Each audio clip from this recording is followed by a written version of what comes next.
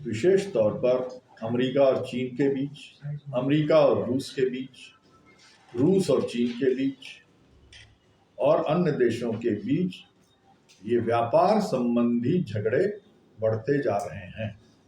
इसलिए जहां प्रगतिशील घटनाएं, प्रगतिशील शक्तियां बढ़ रही हैं, सकारात्मक घटनाएं हो रही हैं, वहीं पर कई नकारात्मक रुझानें भी तेज हो रही हैं।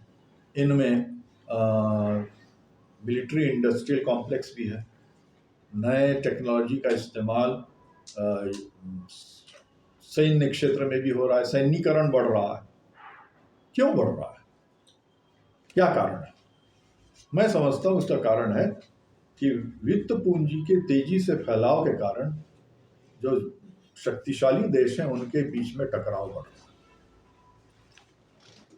अमेरिका में वित्त पूंजी बहुत बड़े पैमाने पर बहुत ज्यादा हावी हो चुकी है, इतनी हावी हो चुकी है कि स्वयं सरकार को वित्त पूंजी पर रोक लगाने के कानून लाने पड़े हैं, या रोक लगाने वाले कानूनों जैसे शर्मन एक्ट, उसे लागू करने के लिए उन्हें कोर्ट में जाना पड़ा है। और गूगल जैसे संस्थाओं पर उन्होंने रोक लगाई है एक हद तक, अमेरिका जैसे देश में। चाइना में भी, चीन सरीखे देश में जहाँ कम्युनिस्ट पार्टी का शासन है, वित्त पूंजी काफी तेजी से आगे बढ़ रही है। वित्त पूंजी का कब्जा वहाँ के अर्थतंत्र पर बढ़ा है। बहुत सारे लोग इसे नहीं मानते हैं, बहुत सारे लोग इसे मानते हैं, ये विश्लेषण की बात है। चीन की अर्थव्यवस्था में जहाँ बहुत सारे सकारात्मक पहलू हैं, वहीं बहुत सारे नकारात्मक पहलू भी हैं, खास करके उसके विदेश नीति में। जहाँ वो अमेरिका से एक टक्कर लेने वाला देश है, एक शक्ति है, वहीं उसके अंदर बड़े पैमाने पर वित्त पूंजी की पैदाइश हो रही है। स्टॉक बाजार बहुत मजबूत है चाइना के, शंघाई जैसे शंघाई स्टॉक बाजार और भी दूसरे, वहाँ की जो शेयर मार्केट है वो बहुत तेजी से फैल रही है। वहाँ का जो रियल इस्टेट है, बड़े बड़े मकान जैसे हमारे यहाँ बनते हैं, multi storey high tower, China में भी बहुत बड़े पैमाने पर बनते हैं। तो विश्व व्यवस्था का एक हिस्सा बनते हुए चाइना ने अपने यहाँ इस बात की इजाज़त दी है, और बहुत बड़े पैमाने पर दी है, कि कारपोरेट वहाँ विकसित हों, खरबपति विकसित हों। चीन की सरकार ये समझती है कि इन खरबपतियों के धन का इस्तेमाल हम अपने अर्थव्यवस्था को मजबूत करने के लिए, इस संबंध में थियरी आ रही है। कई अर्थशास्त्रियों ने थियरी दी है। थियरी ये है कि चीन दुनिया के लिए यानी एक्सपोर्ट के लिए, दुनिया के बाजारों के लिए वस्तुओं का उत्पादन कर रहा है, सस्ती वस्तुओं का, और उन्हें सप्लाई कर रहा है दुनिया के मार्केट में। ये प्रोडक्टिव मैन्युफैक्चर है, ये प्रोडक्शन है, चीजों का उत्पादन। और अपने देश में उसी पूंजी का, उसी मुनाफे का इस्तेमाल करके वह सूचना उद्योग से संबंधित वस्तुओं को पैदा कर रहा है, सूचना उद्योग से संबंधित तकनीक को पैदा कर रहा है, और अपनी अर्थव्यवस्था का सूचनाकरण कर रहा है। तो अपनी व्यवस्था मजबूत करने के लिए उसने दो हिस्सों में बांटा है। प्रोडक्शन दुनिया के लिए, लेकिन उस प्रोडक्शन से आने वाला मुनाफा उससे अपने सूचना तंत्र को बढ़ा रहा है, सर्विसेज को बढ़ा रहा है, इंफॉर्मेशन टेक्नोलॉजी को बढ़ा रहा है, ट्रेन्स और इस तरह की चीज़ें हैं उनको बढ़ा रहा है। और चीन दुनिया में माइक्रोचिप्स पैदा करने वाला एक अत्यंत ही महत्वपूर्ण देश है। चीन और ताइवान, ये दो देश दुनिया में आज माइक्रोचिप्स बनाने वाले अत्यंत महत्वपूर्ण देश हैं। चीन इन पर विशेष ध्यान दे रहा है, कंप्यूटर बनाने पर ध्यान दे रहा है, मोबाइल बनाने पर ध्यान दे रहा है। और आप सभी जानते होंगे मोबाइल बनाने वाला चीन एक बहुत महत्वपूर्ण देश है दुनिया का। तो सॉफ्टवेयर बनाना, हार्डवेयर बेचकर सॉफ्टवेयर बनाना, ये चीन की स्ट्रेटेजी है। ये एक अर्थशास्त्रियों ने ऑब्जर्व किया है दुनिया में चीन के बारे में। ये इसलिए व्यापार का टकराव चीन का अमेरिका के साथ और अमेरिका का चीन के साथ ये तेजी से बढ़ रहा है, जिसके चपेट में दुनिया के अन्य देश आते जा रहे हैं। इस बीच में एक नया प्लेयर पैदा हुआ है, वो है रूस। पुतिन के नेतृत्व में रूस। जैसा कि आप सभी जानते हैं कि 1991 में रूस का विघटन हुआ था और पूर्वी यूरोप के देश समाजवाद की दृष्टि से विघटित हुए थे, आज़ाद हुए थे। और रूस के जो 15 रिपब्लिक हैं लगभग सारे आज़ाद हो गए। उन्होंने आज़ादी की घोषणा कर दी, जिसमें यूक्रेन भी था शामिल, लाटविया, एस्टोनिया जिसको कहते हैं बाल्टिक रिपब्लिक्स वो थे, कजाकिस्तान, तुर्किस्तान, ये सारे देश मध्य एशिया के जो देश हैं वो शामिल थे। लगभग सारे ही आज़ाद हो गए। बाद में कई देशों को मिलाकर कॉमनवेल्थ ऑफ नेशंस बनाने की कोशिश हुई, CIS बनाने की कोशिश हुई, ये बहुत सक्सेसफुल नहीं हुआ। इन 30 वर्षों के दौरान, तब से लेकर अभी तक, रूस एक अपने रास्ते पर चला है। आज का जो यूक्रेन का युद्ध है और जो पूरा वहाँ का पॉलिटिक्स है, उस पॉलिटिक्स को समझने के लिए 30 वर्षों में रूस के परिवर्तनों पर ध्यान देने की जरूरत है। एक, उसके आम विकास की दिशा पूंजीवादी है और कईयों का मत है कि वहाँ एक ओलिगार्की पैदा हुई है। रूस में पूंजीवाद पैदा हुआ है, लेकिन वह पूंजीवाद उस तरह से नहीं जैसे पश्चिमी देशों में या यूरोपीय देशों में पैदा। उस पूंजीवाद को सोवियत संघ से विरासत के रूप में अपार धन मिला। उस धन का गलत और सही दोनों तरीके से उत्पादक और गैर उत्पादक इस्तेमाल रूस की अर्थव्यवस्था और उसके नेताओं ने किया। उद्योगों का विकास हुआ है, लेकिन साथ साथ सट्टेबाजी बहुत ज़्यादा होती है वहाँ। चीज़ों की खरीद बिक्री, विदेश व्यापार, हर तरह की चीज़ों का होता है। तो एक विकृत पूंजीवादी विकास रूस में हुआ है। साथ साथ सैन्य उद्योग, मिलिट्री इस्टेब्लिशमेंट, मिलिट्री इंडस्ट्री, इसका भी विकास हुआ है। तो कुल मिला के रूस एक मजबूत पहले से यानी इस बीच में जो 20 साल पहले जो स्थिति थी उससे, उसकी तुलना में आज रूस एक मजबूत राजनैतिक और सैनिक शक्ति बन रहा है। राजनैतिक और सैनिक शक्ति, जिसकी विचारधारा, पुरानी विचारधारा तो उसने छोड़ दी, नई विचारधारा कुछ स्पष्ट नहीं अपनाई, लेकिन नई विचारधारा को हम नए किस्म का पूंजीवाद कह सकते हैं। कई लोगों ने इसका स्वागत किया।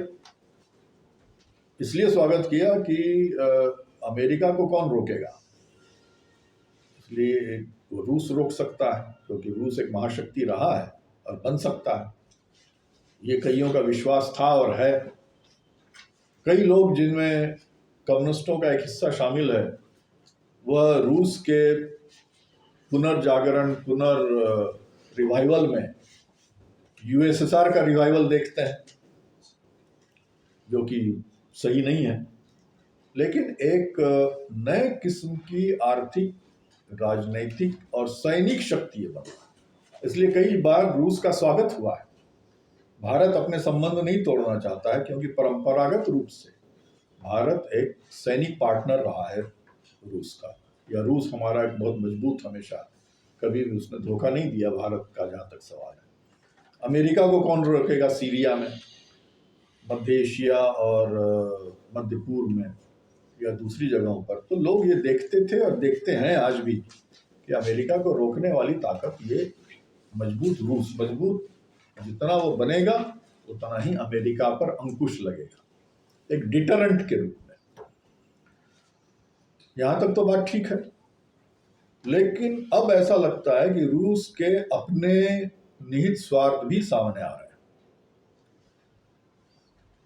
रूस सिर्फ साम्राज्यवाद को रोकने की शक्ति नहीं बल्कि एक प्रसारवादी एक्सपेंशनिस्ट शक्ति भी बनता जा रहा है, जो किसी न किसी बहाने अन्य देशों पर, खास करके छोटे देशों पर अपना प्रभुत्व जमाना चाहता है। रूस के पतन के बाद नाटो का प्रसार हुआ और ये कहा गया कि चूंकि सोवियत संघ सैनिक दृष्टि से मजबूत था इसलिए नाटो जरूरी था, ये तर्क अमेरिका द्वारा दिया गया। लेकिन सोवियत संघ के पतन के बाद नाटो का कोई औचित्य नहीं रह गया, लेकिन फिर भी नाटो ने अपना प्रसार किया और प्रसार करते करते वो सोवियत संघ अभी जो वर्तमान रूस है उसकी सीमाओं तक पहुंचा। इन सारे देशों में उसके अड्डे हैं, एस्टोनिया, लैटविया, पोलैंड, हंगरी, चेक रिपब्लिक, इन देशों में उसके सैनिक अड्डे हैं, नाटो के अड्डे हैं। कहीं 400, कहीं 2000, कहीं 2500 सैनिक हैं, अड्डे हैं, हवाई अड्डे हैं, वगैरह वगैरह। तो ये जो तर्क है रूस का, ये काफ़ी हद तक सही है कि नाटो के प्रसार से उसको खतरा है, उसकी सुरक्षा को खतरा है। लेकिन इसके साथ ही साथ रूस के अपने भी उद्देश्य हैं। क्या उद्देश्य हैं, क्या हित हैं? सबसे महत्वपूर्ण हित है कि वह यूक्रेन होते हुए टर्की के सामने से जो काला महासागर है उससे होते हुए रास्ता खोज रहा है। उसे कहाँ जाना है? उसे भूमध्य सागर जाना है, मेडिटरेनियन। भूमध्य सागर जाने के लिए उसे दो पानी के दर्रे पास करने पड़ेंगे। एक है डार्डेनल्स और एक है बॉस्फोरस, दोनों तुर्की के सामने है। तुर्की नाटो का सदस्य है, तो अगर मेडिटरेनियन तक उसका रास्ता खुल जाता है तो व्यापार और सैनिक सामान का आना जाना बहुत आसान हो जाएगा रूस के। इसलिए 2014 में उसने क्रीमिया पर कब्जा किया, जो सीधे ब्लैक सी पर, काला सागर पर के सामने है। अब वो पूरा यूक्रेन लेना चाहता है, क्योंकि यूक्रेन अगर ले लिया, दक्षिण पूर्वी यूक्रेन, तो सारा ब्लैक सी, काला सागर उसके कब्जे में आ जाएगा और फिर भूमध्य सागर में जाना बहुत आसान हो जाएगा। यह एक कई उद्देश्यों में एक महत्वपूर्ण कारण है। दूसरा, यूक्रेन के पूर्वी यूक्रेन के दो प्रदेश, लुगांस्क और दोनेत्स्क, ये कोयले की दृष्टि से बहुत धनी, वहाँ दूसरे धातु पदार्थ मिलते हैं बहुत भारी मात्रा में। यूक्रेन दुनिया के गेहूं के उत्पादकों में शीर्षस्थ 3-4 देशों में गिना जाता है, रूस, यूक्रेन, अर्जेंटीना इत्यादि देश। इसलिए कई वहां से पाइपलाइन गुजरते हैं कई तरह के, रूस से यूरोप, रूस से मध्य एशिया इत्यादि इत्यादि। तो और इसके अलावा यूक्रेन के कम से कम 10 देशों से सीमाएं लगती हैं। लेकिन यूक्रेन एक ऐसा देश है जो नाटो का सदस्य नहीं रहा है कभी भी।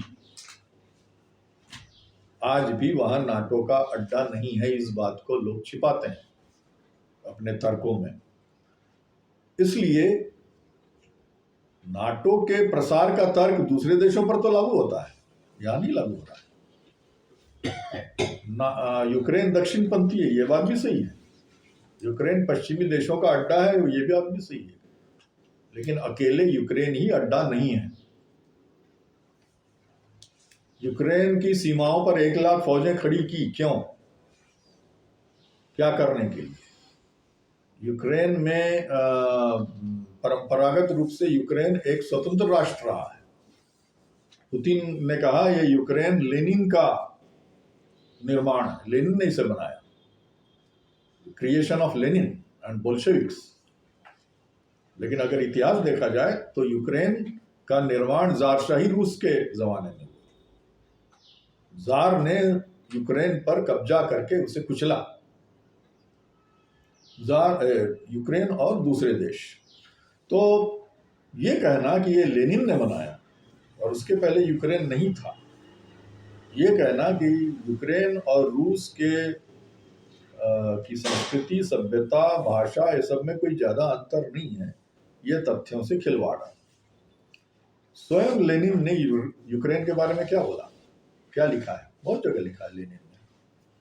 1917 के जुलाई में उन्होंने एक लेख में लिखा है लेनिन ने कि अगर कोई सच्चा जनवादी है, जो सच्चा जनवादी है वह तभी सच्चा हो सकता है जनवादी जब वह यूक्रेन की स्वतंत्रता को मान्यता दे। और यूक्रेन की स्वतंत्रता मतलब रूस से अलग होने की उसकी आज़ादी। एक आज़ाद देश और आज़ाद राष्ट्र के रूप में यूक्रेन को मान्यता मिलनी चाहिए, भले ही यूक्रेन रूस में रहना चाहता हो या नहीं रहना चाहता। तो रूसी क्रांति के बाद 1918 में फिनलैंड अलग हुआ रूस से। फिनलैंड रूस का ज़ारशाही रूस का हिस्सा था, वो अलग हो गया। और भी छोटे मोटे देश आज़ाद हुए, लेकिन ज़्यादातर उन्होंने रूस के अंदर रहने का निर्णय किया। यूक्रेन ने भी तय किया कि वो रूस में ही रहेगा, लेकिन एक फेडरेशन के रूप में, संघ के रूप में। रूस और यूक्रेन, रूस और बेलारूस और दूसरे देशों ने संघ बनाया। कई मंजिलों में वो बना और 1922 में जाकर यूएसएसआर का जन्म हुआ, सोवियत संघ जिसे हम कहते हैं। सोवियत संघ एक देश नहीं था, कई देशों का संघ था, फेडरेशन या यूनियन। इस बात को याद रखा जाना चाहिए जहां तक सोवियत संघ या यूएसएसआर का सवाल है। यूनाइटेड नेशंस में यूएसएसआर को एक वोट नहीं था, 3 वोट थे। यूएसएसआर में के जनरल काउंसिल में सोवियत संघ के 3 वोट हुआ करते थे, एक यूएसएसआर, एक बेलोरसिया और एक यूक्रेन। बेलोरसिया और यूक्रेन को स्वतंत्र राष्ट्रों के रूप में यूनाइटेड नेशन ने मान्यता दी थी। ये एक यूनिक एक खासियत है इतिहास की। इसका भी कोई उल्लेख नहीं कर रहे हैं जितने चल रहे हैं, बहसें चल रही हैं। लेनिन ने ये बात 1917 में लिखी, उनके कलेक्टेड वर्क्स वॉल्यूम 25 में मिल जाएगा आपको। इसके बाद रूसी क्रांति के बाद फिर इसको दोहराया कि यूक्रेन को रूस से अलग होने की आज़ादी है। ये अलग बात है कि वो रूस में रहना चाहता है, लेकिन उसे हर तरह से रूस से अलग होने की आज़ादी 1919 में लिखा उन्होंने अपना एक यूक्रेन पर लेक्चर दिया था। तो लेनिन का इस्तेमाल करना ये गलत है। आज जो पुतिन कर रहे हैं, और आज कई कम्युनिस्ट पार्टियां भी कर रही हैं, कई कम्युनिस्ट पार्टियां आज के पुतिन के रूस में यूएसएसआर देख रही हैं और रूस पर, यूक्रेन पर रूसी हमले को जस्टिफाई कर रही हैं इस बहाने कि नाटो का खतरा है। नाटो से खतरा है तो आप यूक्रेन पर क्यों हमला कर रहे हैं? पोलैंड पर कीजिए, बाल्टिक रिपब्लिक्स पर कीजिए जहां सचमुच में नाटो के अड्डे हैं। यूक्रेन के चारों तरफ 2 लाख 3 लाख फौजें इकट्ठा करने का क्या मकसद है, जबकि यूक्रेन ने कोई हमला नहीं किया। ठीक है, मान लिया जाए कि यूक्रेन दक्षिणपंथी है, फासिस्टों का वहां बढ़ाव है, कम्युनिस्ट पार्टी पर रोक है। कम्युनिस्ट पार्टी पर तो कई तरह की रोक है, खुद रूस के अंदर है, खुद पोलैंड में है। आज रूस में कोई भी युद्ध के खिलाफ अगर कुछ बोलता है या प्रदर्शन करता है तो उसे जेलों में बंद कर दिया जाता है। उस पर खास तरह के एक्ट और कानून लागू किए गए हैं। तो रूस का ये जो तर्क है ये बहुत कमजोर है हमला करने का। आज किन चीजों पर हमला हो रहा है? सैनिक अड्डों के अलावा शहरी अड्डों पर हमला हो रहा है। 30 लाख लोग वहां रिफ्यूजी बन चुके हैं। इसका मकसद क्या है पूरा? इसका मकसद ये है रूस की रक्षा उतना नहीं जितना कि यूक्रेन जो एक स्ट्रेटेजिक रूप में महत्वपूर्ण देश है उस पर कब्जा करना है, उसे बिल्कुल जमींदोस्त करना। और इसलिए यूक्रेन की दृष्टि से उनकी जो लड़ाई है वो देश की रक्षा और आज़ादी की लड़ाई है। अपने देश को बचाने की लड़ाई कोई भी देश लड़ेगा। अगर कोई दूसरा देश उस पर हमला करता है, चाहे वियतनाम हो, चाहे इराक हो, चाहे लाओस हो, चाहे क्यूबा हो, कोई भी देश हो। और अगर यूक्रेन लड़ता है तो ये वह अपना कर्तव्य निभा रहा है।